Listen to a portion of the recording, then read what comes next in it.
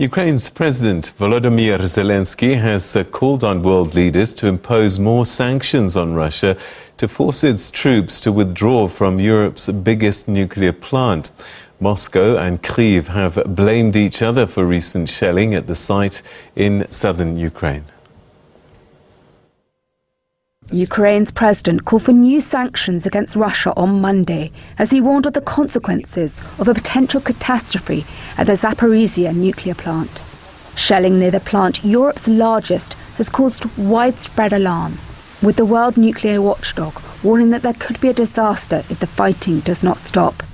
New satellite imagery released by Planet Labs purports to show the aftermath of shelling near the plant, which Russia seized in March. Ukrainian and Russian installed officials have traded accusations over who is responsible for the attacks. In a late-night Monday address, Volodymyr Zelenskyy called for Russia's nuclear sector to be sanctioned. If a terrorist state allows itself to completely ignore the international community's demands, and furthermore, on such a sensitive topic, this clearly indicates the need for immediate action.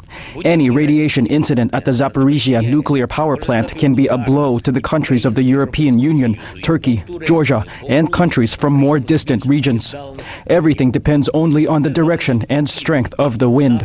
If Russia's actions lead to a catastrophe, the consequences may hit those who yet remain silent. Meanwhile, a Russian-backed court in Ukraine's Donetsk charged 5 Europeans on Monday with being mercenaries. The men from Britain, Croatia and Sweden were captured while fighting with Ukrainian forces. Russian media reports that 3 of them could face the death penalty. All have pleaded not guilty. Foreign governments have dismissed their trials as illegitimate. In June, 3 other foreign nationals were sentenced to death on similar charges. Russia sent troops into Ukraine in February in what it calls a special military operation to demilitarize its neighbor. Ukraine and its Western backers accuse Moscow of waging an imperial-style war of conquest. The United Nations Secretary-General will travel to Ukraine this week at the invitation of President Volodymyr Zelenskyy. His spokesperson announced additional stops in Odessa and later in Istanbul, Turkey, where Antonio Guterres will visit the Joint Coordination Center implementing the Black Sea Grain Initiative. This as the UN confirmed the departure of the first shipment of wheat for World Food Programme humanitarian operations in the Horn of Africa.